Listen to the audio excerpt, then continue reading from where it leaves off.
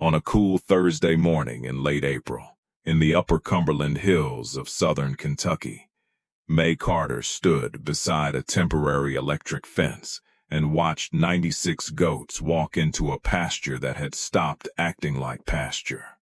They did not wander in, they attacked it. The first row of goats pushed straight into the green wall of blackberry, honeysuckle, young cedar, and multiflora rows. The second row climbed over fallen limbs and shoved their noses into gaps no cow would have considered. A little black doe stood on her hind legs, stretched her neck, and stripped leaves off a cedar branch that had been shading the soil for years. Mae watched the brush shake. Then she heard a pickup slow down on the county road behind her. The driver did not stop. He just crept past the fence, stared at the goats, stared at Mae, and kept going. 10 minutes later, another truck slowed. By lunch, 4 people had called Mae's father. By evening, 7 had. One of them said, "Willis, I drove past your ridge field. You know there are goats in it." Willis Carter was sitting at the kitchen table with one hand around a coffee mug and the other hand on the phone. He looked across the table at his daughter. Mae looked back at him. Willis said flat as a fence board, "Yeah, I know." Then he hung up. He did not sound proud. He did not sound convinced. But he did not tell Mae to pull the goats out. And on the Carter farm, that was not permission exactly. It was something better. It was room. To understand what Mae was trying to fix, you have to understand how a cattle farm can lose acreage without selling a single acre. It does not happen with a sign in the road. It does not happen with a surveyor. It happens quietly. One cedar seedling in a wet corner. One blackberry patch spreading along a fence line. One tangle of rose canes the cows refuse to walk through. One hollow where shade takes the grass first. Then the grass does not come back. Then everybody still calls it pasture because the old gate is still hanging there. The deed says you own it. The fence says you own it. But the cows tell the truth. And the cows had been telling the Carter family the same thing for years. They did not want the ridge field anymore. The Carter place was 380 acres of rolling Kentucky ground, with just over 200 acres that had once carried cattle every spring, summer, and fall. Willis ran a cow-calf herd, usually around 105 mama cows if the year had been decent and hay had not gone ridiculous. He had been full-time on that farm since 1988. He knew where the frost stayed late. He knew which cows tested fence after a storm. He knew which spring never went dry and which shade trees the calves would crowd under in August. But brush was different. Brush did not arrive like a disaster. It arrived like a chore.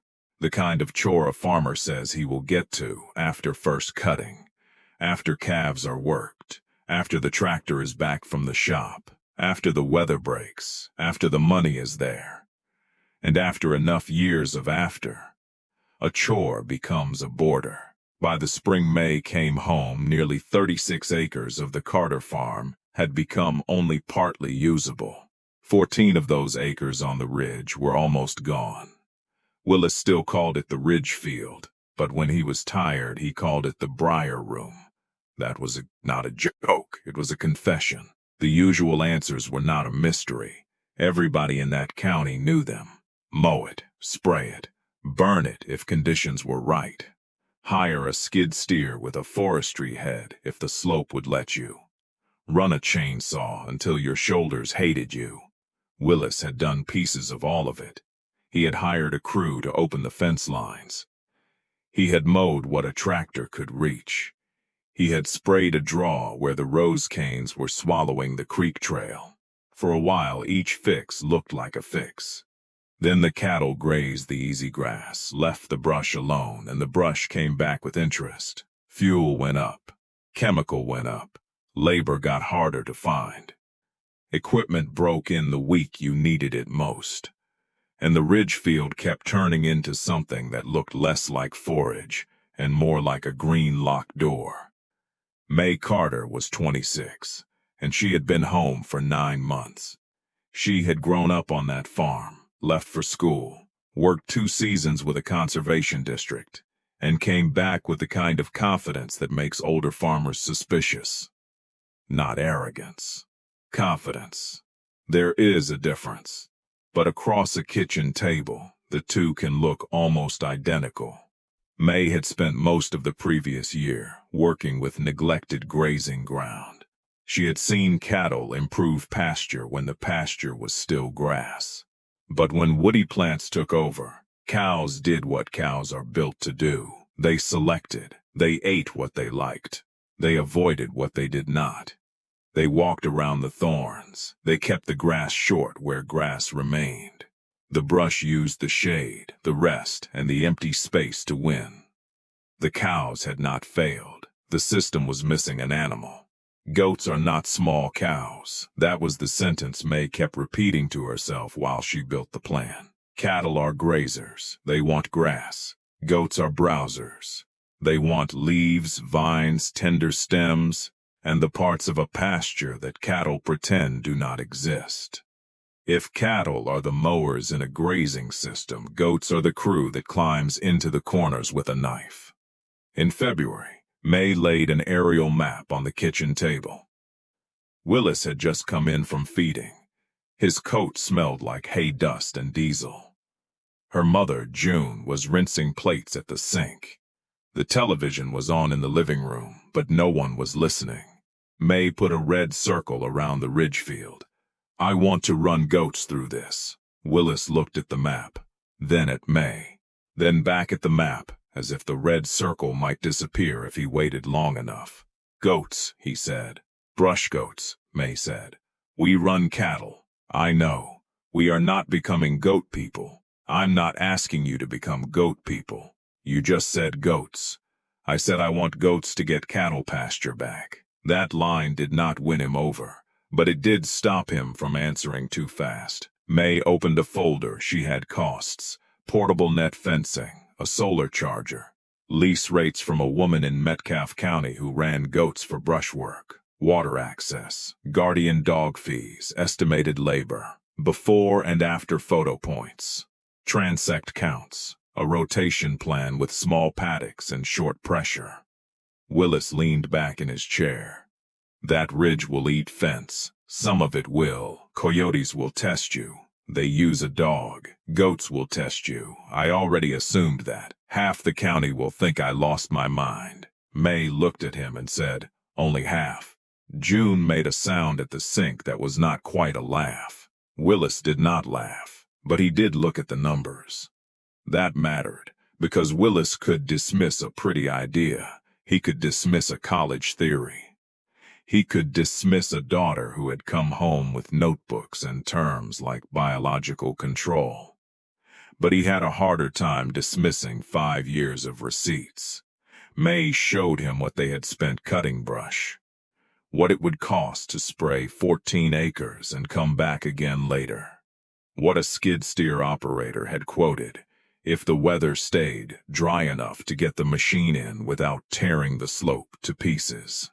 What early hay feeding had cost in 2 dry summers when the farm could not carry cattle the way it used to. The goat plan was not cheap. Nothing real ever is, but it was not ridiculous. That was the problem. Willis stared at the paper for a long time. Finally, he said, I'll think on it. Mae nodded. She had learned enough about her father to know that I'll think on it was not a yes. But it was also not no. For 6 weeks, the plan lived on the kitchen table, in the truck, and in the space between them. There were 2 more long talks, 1 argument by the feed room. One Saturday, walk through the ridge field where Willis tore his sleeve on Rose canes and stood there bleeding through his shirt, while refusing to admit the field was worse than he remembered. By the 2nd week of April, he gave her 14 acres, not the farm, not the whole grazing plan. 14, the worst piece, he said. If it turns into a circus, we stop. Mae said, fair.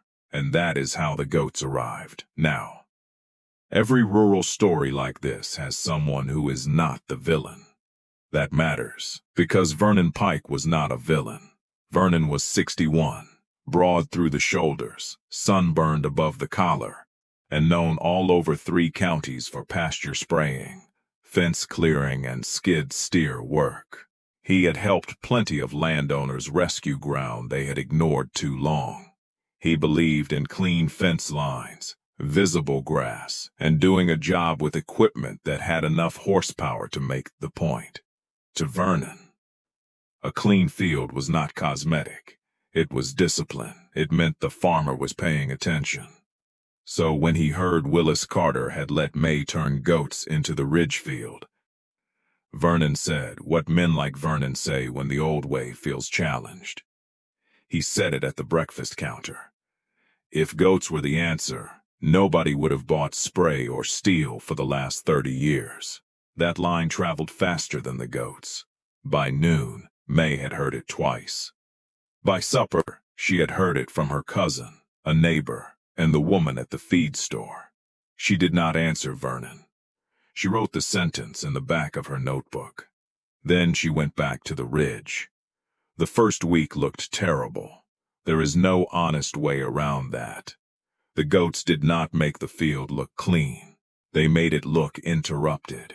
They stripped leaves and left stems standing. They opened crooked tunnels through vines. They chewed the soft ends off brush and left the woody skeletons like a warning. They bleated when Mae moved water. They leaned on the netting. One young wether got his head stuck in a place so stupid that even Willis, who wanted to dislike the whole thing, had to stand there for a second and admire the commitment. Willis came out twice a day. He said he was checking the spring line. Mae knew he was checking the goats. On the 4th morning, he stood beside her and watched a spotted doe climb onto a fallen limb so she could reach honeysuckle leaves. She's supposed to be doing that? Yes, looks wrong. Mae watched the doe strip the vine clean. That's why it might work. The goats stayed in the first paddock for 3 days.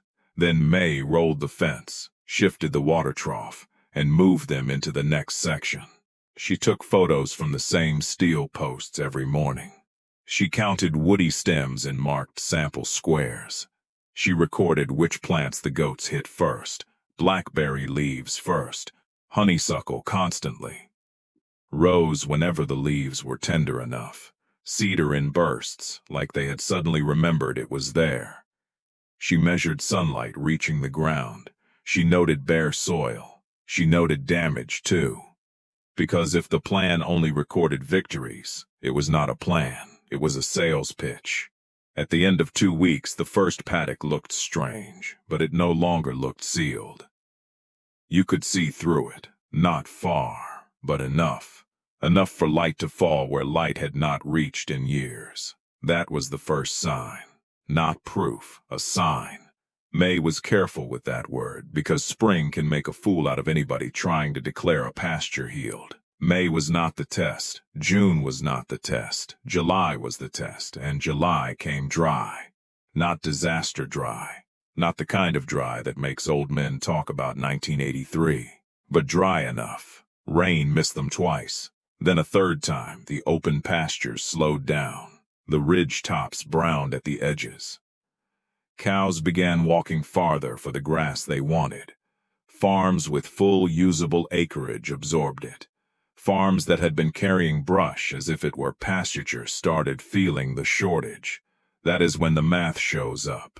Less usable ground means faster rotations. Faster rotations mean less rest. Less rest in a dry summer means grass quits answering.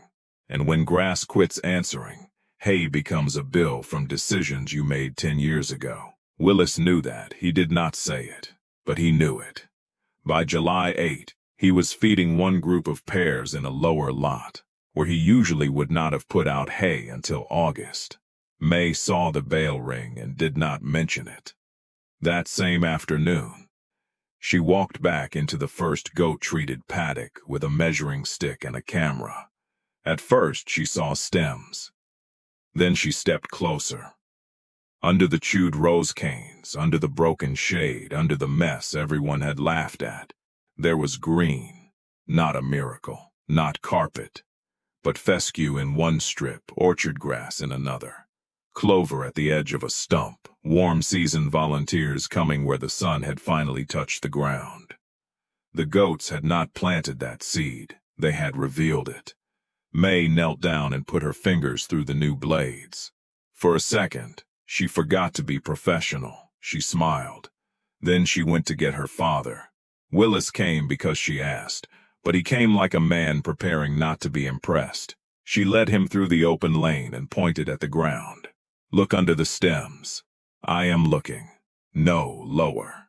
He bent at the waist, one hand on his knee. Then he got quiet. There are several kinds of quiet on a farm. There is mad quiet. There is tired quiet. There is the quiet before bad news. And there is the quiet of a man seeing evidence he did not invite and deciding how much pride it will cost him to admit it. This was that kind. Willis touched the grass with the toe of his boot. Wasn't there last year. No. Could just be from the May rain. It could be partly rain, Mae said. That's why I'm measuring. Willis looked at her. That answer did more than bragging could have done. By the first week of August, the goats had worked through all 14 acres once. Mae did not pretend the brush was gone. It was not. Multiflora rose does not surrender because a goat had lunch. Cedar does not vanish because a doe got ambitious. Honeysuckle does not stop being honeysuckle because one rotation bruised it. Woody plants are stubborn. That is why they win neglected ground. But the ridge field had changed. The canopy was thinner. The vines were stressed. The thickets had lanes in them. Sunlight had made it to the soil. Grass had begun taking back small pieces of the room. On August 12th, Willis and Mae opened a gate and let 23 cows into the edge of the treated ground for a short graze. The cattle stepped in slowly, suspicious of any landscape they had not personally approved. One red cow stopped between two half-stripped rose bushes. She lowered her head. She took a mouthful of grass. Then another cow did the same, then another. For almost half an hour, Willis said nothing. Mae stood beside him with her notebook closed. Finally, he nodded toward the cows. They wouldn't have walked in there last summer. No. He kept his eyes on the field. How many goats would it take to do the spring hollow? Mae did not move too fast, the bad end or the whole thing. Start with the bad end. About 18 acres. How many goats? That was the first time he asked as if the answer mattered. Not to humor her, to plan. By September, Mae had the numbers she had been chasing since winter. Before and after photos from fixed points. Stem counts. Canopy estimates. Grazing notes. Labor hours. Fence failures. Water hauling time. Goat lease costs. Comparison against mowing, spot spraying, skid steer work, and the hay they would have fed if the recovered acres had stayed locked up. The goats had not turned 14 acres into a postcard. That would have been a lie. But they had made about 8 of those acres usable for short-duration cattle grazing. 8 acres Willis had mentally quit counting. 8 acres that could give the herd days instead of just growing thorns. The project cost more than doing nothing. Of course it did. Doing nothing always looks cheap until the bill moves somewhere else. But against mechanical clearing plus follow-up treatment, the goat trial came in lower. More importantly, it did not rut the slope, did not leave the soil naked, and did not pretend clean-looking ground was the same as recovering ground. The hay number was the one Willis circled. The recovered forage had not saved the whole summer, but it had delayed hay on one group by roughly 9 days. 9 days does not sound dramatic unless you are the person buying hay in a dry year. 9 days from land that had been feeding almost nothing. Willis read Mae's summary at the kitchen table. Then he read it again. June sat across from him, pretending she was not watching. Willis tapped the paper. You're saying those goats earned back part of what they cost. I'm saying the field started producing again. That sounds like the same sentence with more college in it. Mae tried not to smile. It's not exactly the same. You always have to be exact. Yes, this time he did smile. Barely. Then he said, do the spring hollow next year. Mae nodded once. She had learned not to celebrate too loudly in front of a man changing his mind with dignity. Vernon Pike had been hearing pieces of the Ridgefield story all summer. He heard the goats had not escaped, which disappointed several people. He heard Willis had not sent them back. He heard cattle had walked into the treated ground in August, and he heard Mae had numbers. That last part bothered him most. A person can laugh at goats. It is harder to laugh at measurements. In the second week of September, Vernon drove his white service truck down the Carter lane. Mae was rinsing mud out of a trough when he pulled in. He got out slowly, like he had not decided whether he was making a sales call, a neighborly visit, or a surrender he did not want named. Mae.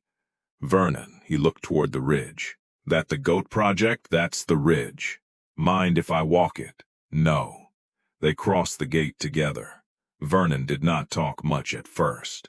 He stepped over old canes. He looked at chewed cedar. He looked at the grass coming through where sunlight had reopened the soil.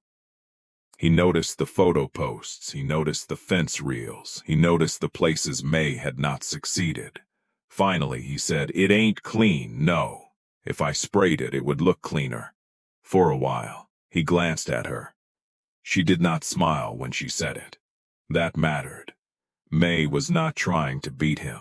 She was trying to show him the field. Vernon walked another 20 yards and stopped where the cattle had grazed 3 weeks earlier. They came in here? Yes. How long? Short. Long enough to use the regrowth, not long enough to punish it.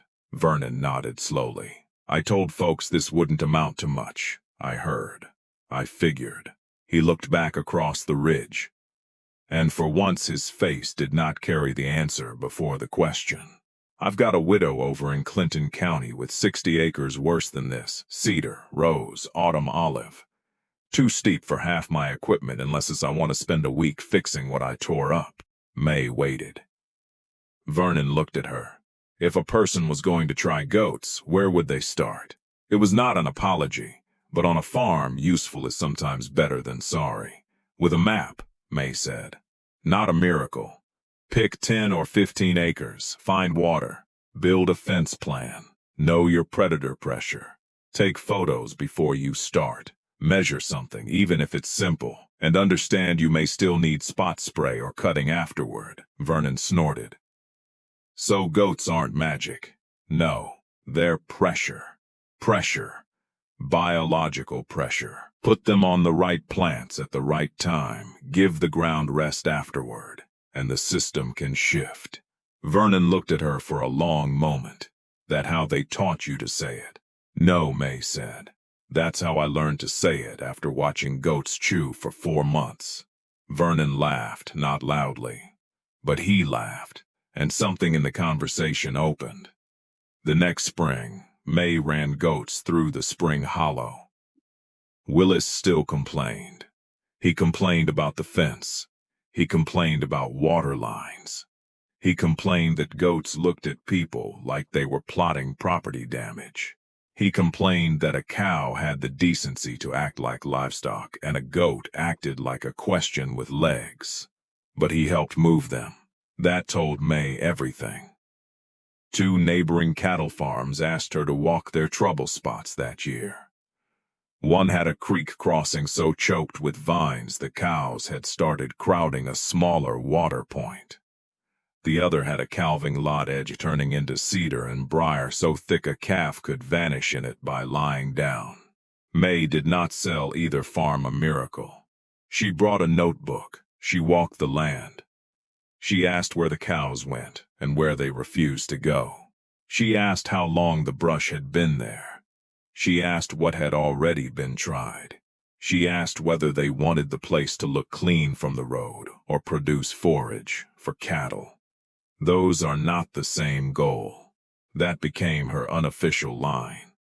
Do you want clean from the road or useful from the gate? Because the first stage of recovery often looks like a mess to people trained to respect straight lines. Goats leave ragged stems. Temporary netting looks unfinished.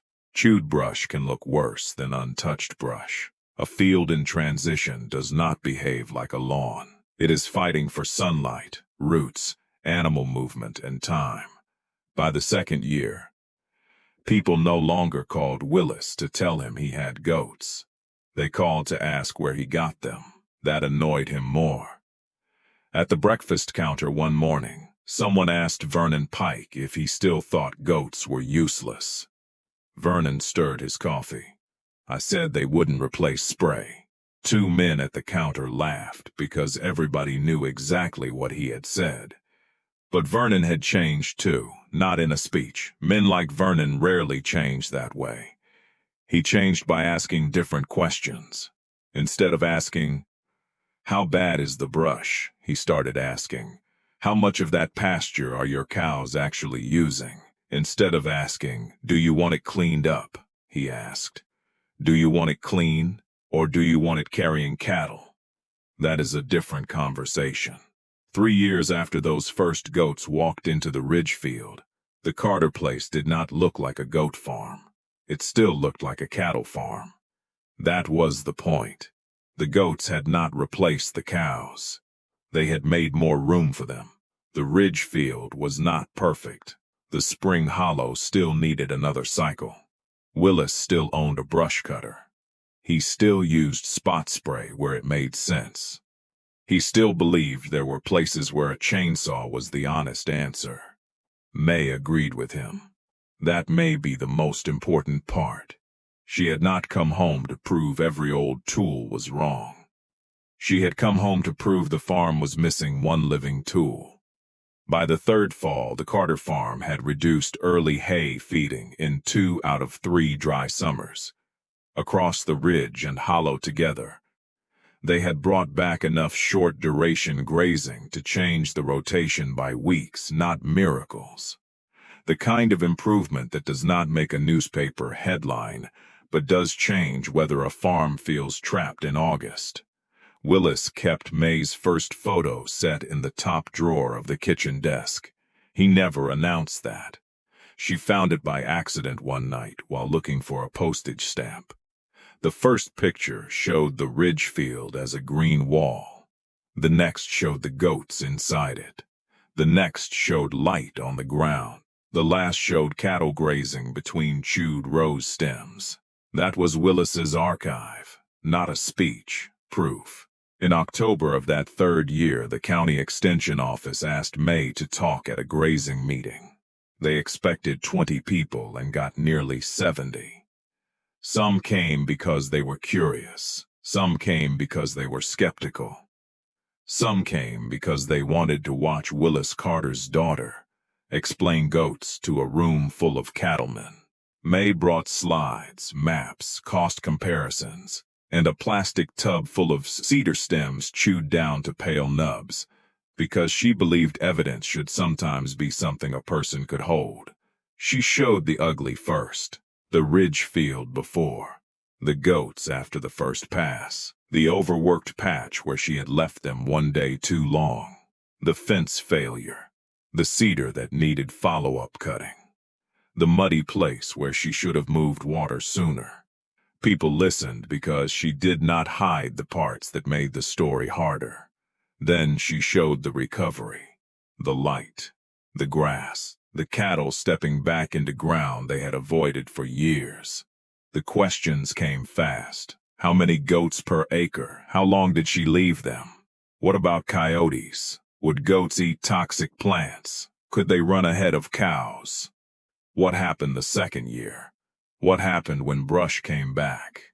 Mae answered what she knew and said, "I don't know yet," when she did not. Then a man in the back raised his hand and said, "So are you saying we ought to quit spraying?" Mae shook her head. "No, I'm saying if your pasture turns into brush every few years and your plan only starts after it gets bad, you don't have a pasture plan. You have an emergency plan.